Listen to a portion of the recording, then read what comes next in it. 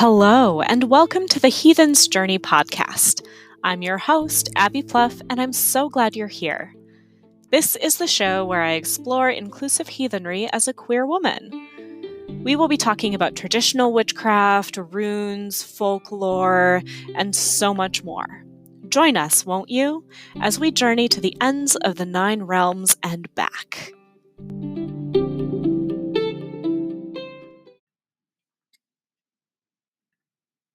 Welcome back to the Heathen's Journey podcast.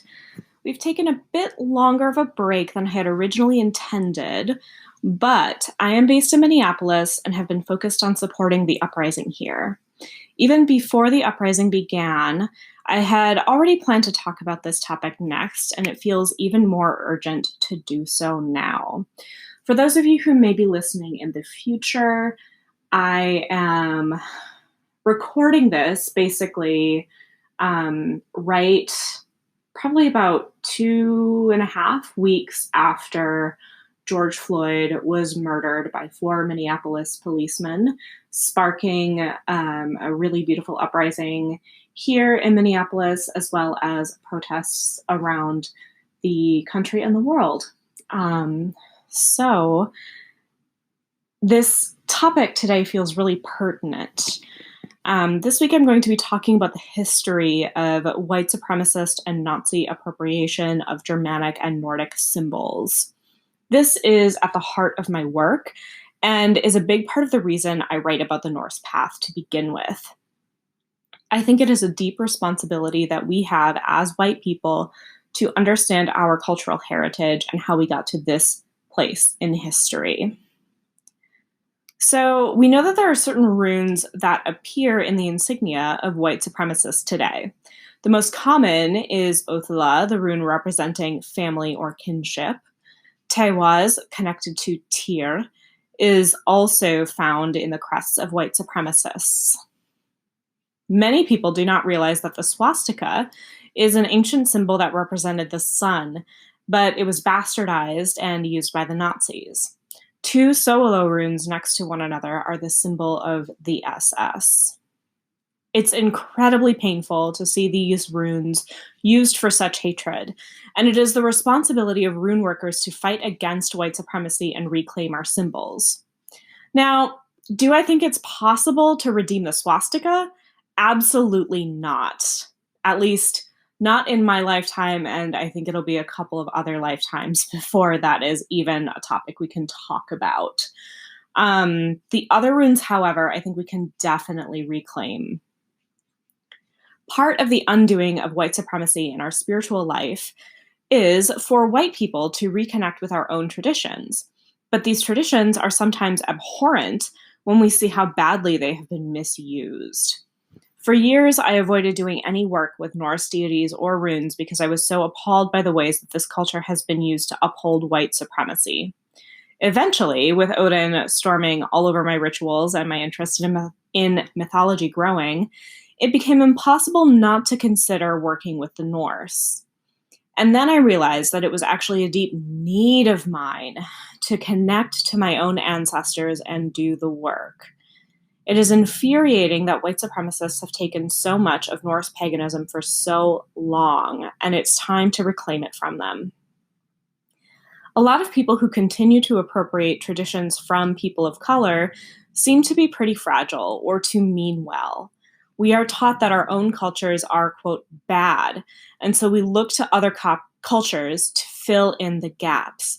But we are drawn to the things that are parallels to things within our own cultural lineage.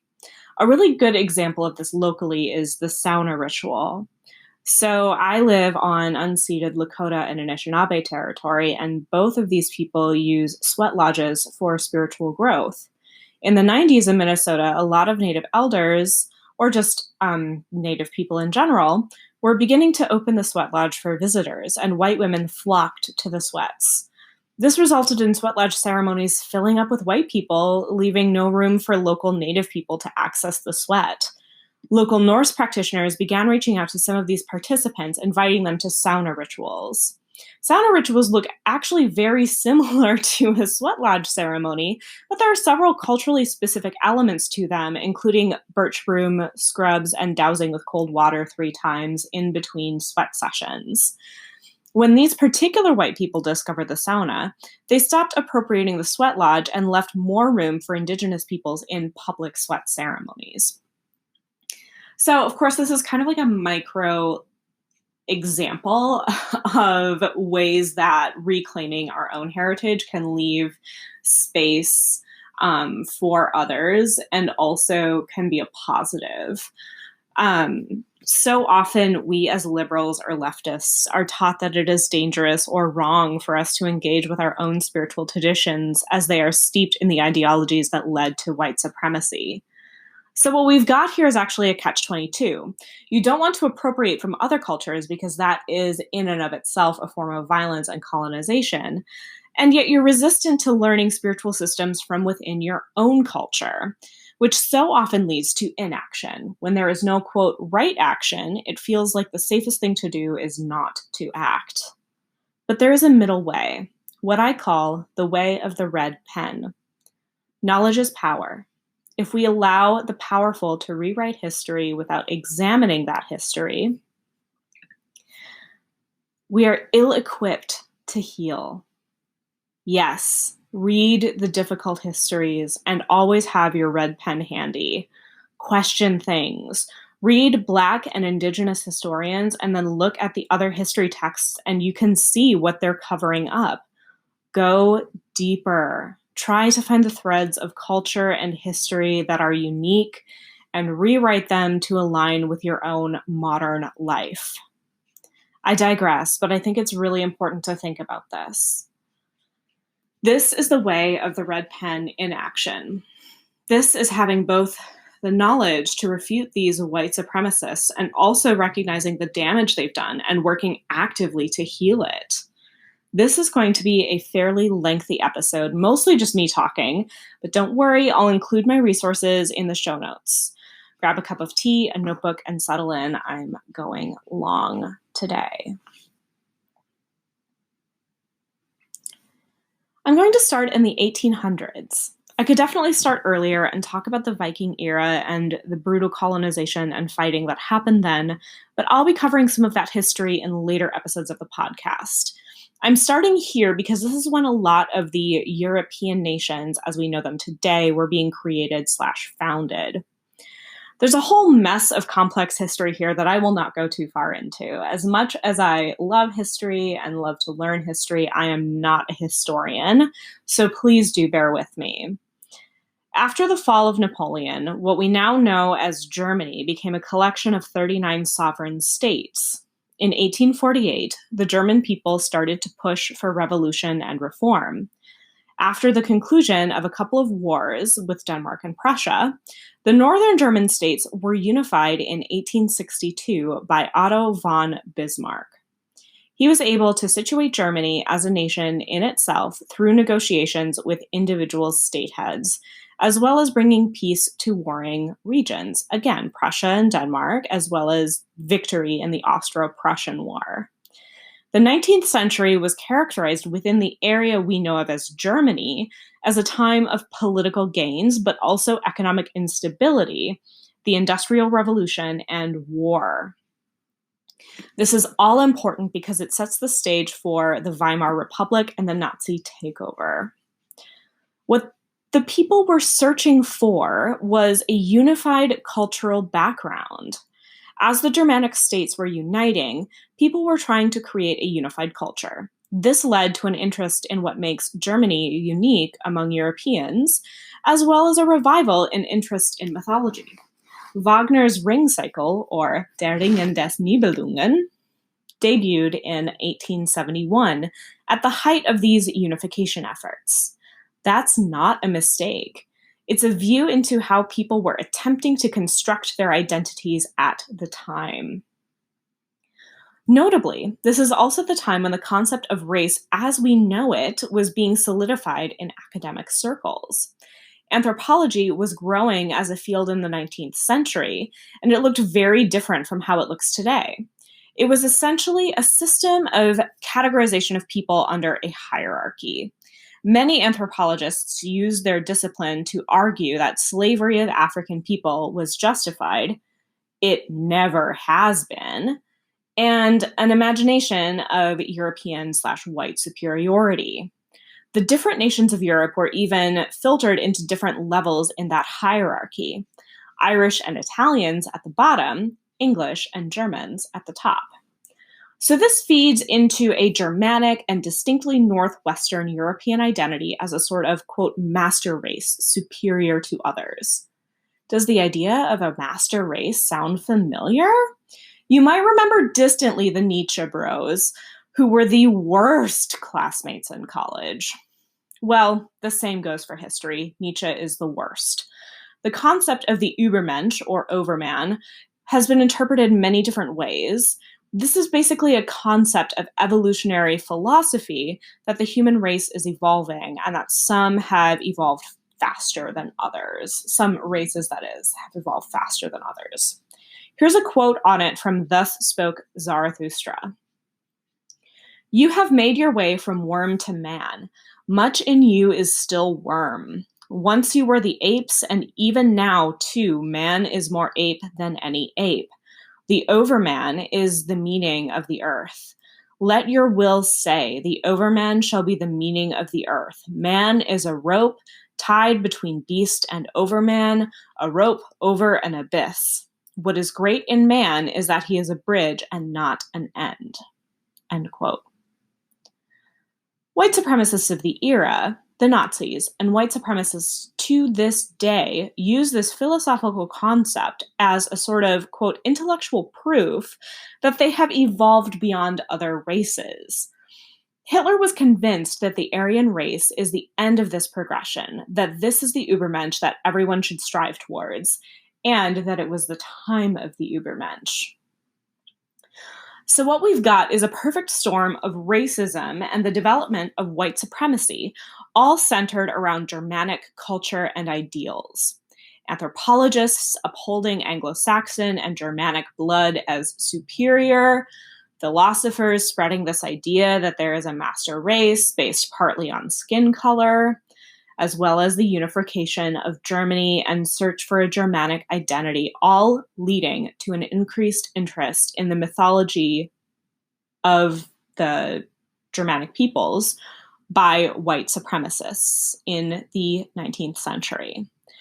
This all culminated in what we can refer to today as the Völkisch movement and the imagination of a superior white German nation state. The Germanic legends themselves became the source for ideas about what the, quote, ideal person was. The Völkisch movement rewrote history, drawing on the mythic cycles, folklore such as the Brothers Grimm, and medieval epics. At the same time, scholars were drawing on a racialized version of the medieval past. So scholars, medieval studies at the time, were latching onto this idea that the Middle Ages is when Europe became the sort of insular, white region. Runes became an area of interest again for those in the occult circles, as well as circulating folk tales that would feed into a perception of Germanic/Nordic superiority. As a side note, this is also around the time when Norway became its own country, and there is a similar movement called Nordicism that I will be talking about later. So this historic and cultural milieu leads us right up to the eve of World War I. Again, I am not a historian, so I'm not going to talk through the war or the specifics of the rise of the Nazis, but this is a very important turning point. So war breaks out, and in the German Revolution of 1918, Emperor Wilhelm II abdicated his position, and Germany was declared a federal republic. New leadership signed the Treaty of Versailles, accepting defeat and losing 13% of its territory and all colonized territory in Africa and the South Sea. For a nation that just until recently had built itself up as a superior nation for a nation that used its own ideas of racial superiority to fuel World War I, to lose so dramatically was humiliating. Communists seized power in Bavaria, and a new currency was minted. But the myth of the German superpower and the idea that the Germans would rise again was essential for building up the willpower to start another global struggle. So I'm going to link this all back into occult stuff now. Odin had been venerated since the 19th century. And in fact, Odin had been one of the rallying points for German racists. The mythologized return of Odin was something that really fed a lot of these racists.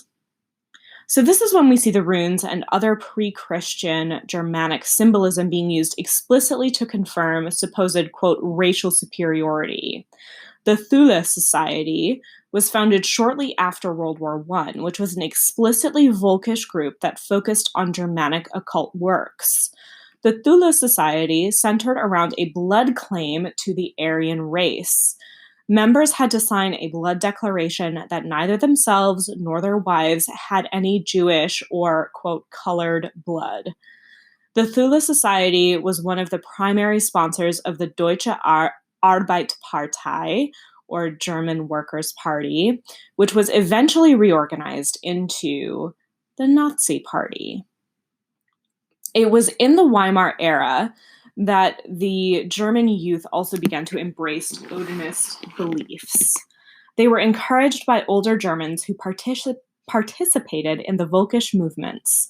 According to Jeffrey Kaplan, it wasn't just local Germans, but, quote, sympathizers abroad whose anti-Semitic beliefs would lead them to conclude that, as Christianity is built on a Jewish foundation, it too must be swept away in the construction of a new millenarian new order, unquote.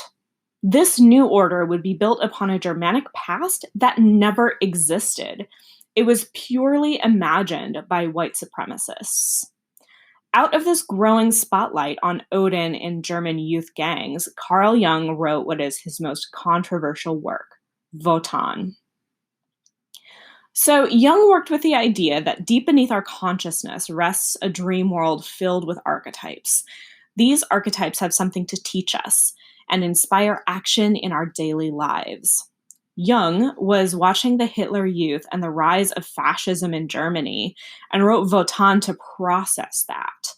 Jung connects Odin the Wanderer, the magician that moves through the world and stirs up magic and creates unrest, with the spread of the Hitler Youth. Jung went on to write about how this surge in violence in Germany was because of the reawakening of Odin within the bloodlines of German youth. While this wasn't the first connection drawn between Odin and German nationalism, it was the most widely read outside of Germany itself. Wotan effectively and evocatively reconnected or connected Odin with Hitler, something that Nazis had been trying to do for years. Jung also wrote that militarism is unique to the Germanic spirit.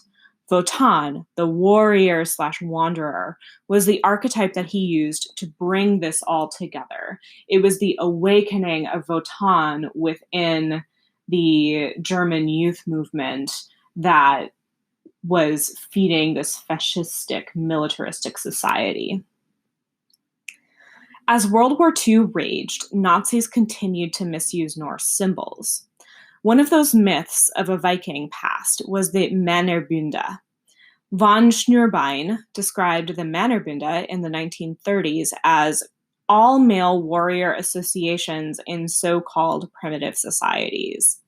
This directly inspired the structure of the SS and the SA, which both relied on Odinist symbolism in their initiation rituals and cosmology. These are the inventions of the Nazi Party, not rituals that are true to pre-Christian heathenry. After World War II, Odinist ideas were resoundingly discredited in Germany from a political perspective. However, in West Germany, there was a freedom of gathering and religion, and so Odinism shifted from being about this kind of militaristic force to a more religious one. This is still how these white supremacist ideas are spread today. White supremacists gather in prison under the guise of Odinism. So basically, being allowed the freedom to gather and religious spirit. But they are actually organizing their hatred and bigotry towards acting on it outside of prison and inside of prison. This isn't only happening in Europe. I'm back to history now. This isn't only happening in Europe. Many white supremacist groups operating in America today organize under and around Norse imagery. So how did this all start? Els Christensen, a Danish immigrant to America after World War II, founded the Odinic Fellowship. This was explicitly based on the concept of Nordicism, an idea that the Nordic peoples were a subspecies of humanity superior to other races. Remember how Nietzsche's idea of the Übermensch and the development of race theory and anthropology developed simultaneously? Nordicism is a direct result of that. Elsie Christensen began teaching Odinism to others and writing about it. She especially targeted prisons as a recruitment ground. And here is where Stephen McNallen and the Asatru Free Assembly come into play. McNallen is a known white supremacist and far-right extremist who founded some of the first Asatru organizations in the United States, and certainly the largest. His ideologies and teachings revolve around the idea of Nordicism, the German soul, and that this is not an open religion, but one that you must be born into by blood. The name for this? Metagenetics. Metagenetics is a concept that bolsters Stephen McNallen's politics and, quote, spiritual group. The concept defines culture as being passed down genetically between descendants. Metagenetics states that only those who are the literal direct ancestors of a tradition may tap into the collective ancestral knowledge within that tradition. McNallen has attempted to justify this position in the past, pointing to Native American spiritual traditions that are closed. But he staunchly refuses to recognize the power differential. While Native people are attempting to protect their spirituality from brutal colonization and erasure, McNallen's brand of Asatru is denying the humanity of anyone outside his mythic Aryan race. Now, the Asatru Free Assembly was not just the work of Stephen McNallen. Oh no. Other leaders of the organization included Robert Stein, a former member of the KKK and a U.S. Nazi Party member, as well as Valgard Murray, another former Nazi Party member. These men have perpetrated violence against Asatru seekers who are gay and have a strict policy that people are ready to put their bodies on the line and use violence to meet their racist goals. The AFA was dissembled and then reborn as the Asatru Folk Assembly. There are other white supremacist groups that proliferate today, operating under the aesthetic and overstructure of Asatru. The Vinlanders Social Club, also known as Thug Reich, who use violence and control people they perceive as the enemy. A lot of these groups, both in Scandinavia and in North America, see immigration as a primary threat to whiteness in their countries. The Soldiers of Odin state that it is their mission to, quote, protect citizens from refugees through vigilante street patrols, end quote. Many of the groups active in North America, such as the Vinlanders Social Club and the Wolves of Vinland, use the concept of Vinland as their rallying cry. What is this imagined Vinland? Finland was a failed Viking settlement in North America in the 10th century. Two Icelandic sagas remain that discuss Finland, but they disagree over the details. Basically, the Vikings fought with the indigenous people, lost, and left. This may seem like a strange rallying point. Why celebrate a failure? But as Weber writes in White Supremacy's Old Gods, Vinland allows white supremacists to speak of the past as both the victors and the victims. Weber goes on to assert that Vinland also allows Odinists to assert a historical claim over North America. They are able to claim some level of indigeneity while maintaining and emphasizing their Northern European roots. So, I'm going to pause here. This is kind of what brings us into how white supremacists are operating in Asatru today. What does this mean for contemporary leftist heathens like myself? For some people, the association means that you will never fully be comfortable working within a Norse framework. I absolutely respect that. I do say that for those of us who feel called to work with this pantheon and cosmologies, there are ways for us to shift and change this idea of paganism. There are already many people who are working on creating inclusive heathenry. Many actively anti-racist heathens are already hitting back at the white supremacists. I am happy to count myself as one of them. I mentioned in the first episode of this podcast that I will never call myself a Asatru. It is a wing of Norse heathenry that is far too close to the hyper-masculine comic book religion of the white supremacist. Instead, I say that I am a witch and a heathen. It helps me feel separate and distinct, and hopefully can act as a signal to others that I might run into that I am not connected to white supremacist circles. Another thing you can do is to look for groups who talk about themselves as inclusive heathens. These are people who believe that Norse neo-paganism can and should be available to all, regardless of your blood ancestry. The Troth is an incredible resource for inclusive heathens. This is an international organization that promotes learning, study, and spirituality within the Norse pagan framework. The Troth also does active and important anti-racist work, including the essential In-Reach program centered around stopping the spread of white nationalist groups in prisons.